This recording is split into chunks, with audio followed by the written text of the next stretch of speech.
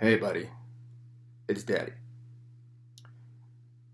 It's me calling you basically and turning that call into a video, a very fast video, because this video has to cover all of the things that I've been able to talk to you about in the last, I don't know, few months or so, because just we haven't talked, buddy.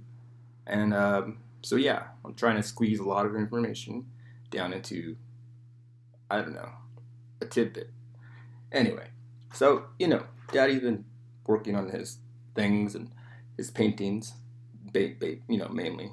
Um, and I wanted to show some of that to you via video. These are some of the I just call them recordings or takes while I'm working, and they also help me find out different things that I'm realizing just along the way. For instance, right here, this is a crystal that is vibrating, and I didn't realize that it was vibrating until my camera showed me incidentally.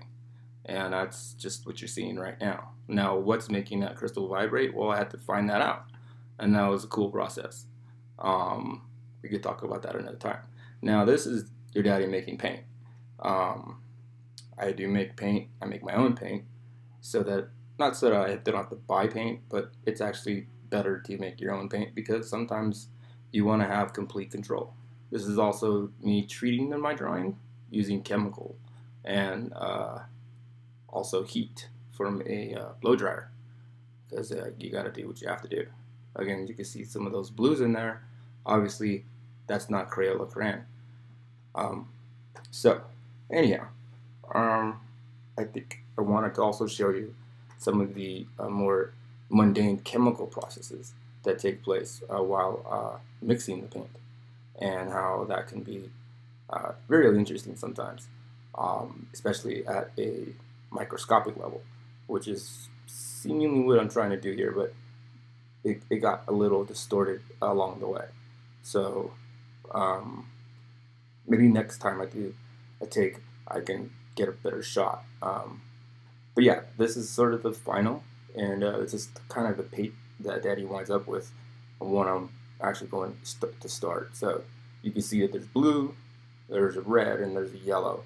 And you really just need those colors because those colors can be mixed and they can turn into a lot of other different colors.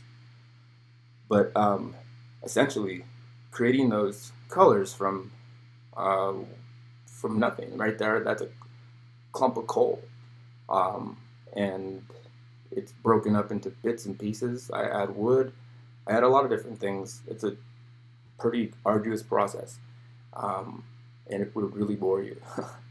But I think that just showing it very quickly gives a quick understanding of sometimes what can be made and done very quickly. This is experimental here, obviously. I am playing with uh, video and uh, some chemicals that I was filming while they were going through a chemical reaction, and that's actually the chemical reaction. So if you look at that pot right there, what I noticed was a shimmer on top, and I thought that was strange. So I decided to film it in that earlier part of what you saw, and what you're seeing now is actually the chemical just sitting there processing. Now that's base. I use that for a lot of the work I do and a lot of the things I make. It's silicate, and it allows me to make molds. Uh, Molds are necessary for lots of reasons.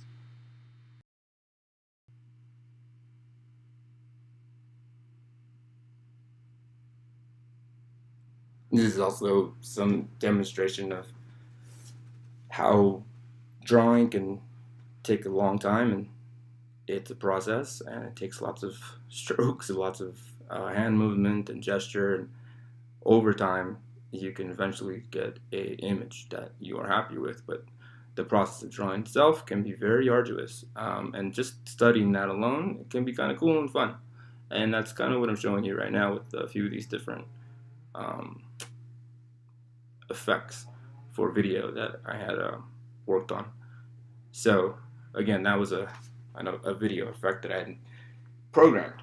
Um, Anyhow, Daddy misses you, buddy, and I just hope that you can get back to me via telephone as soon as you get this message. All right, buddy. Love you. Bye.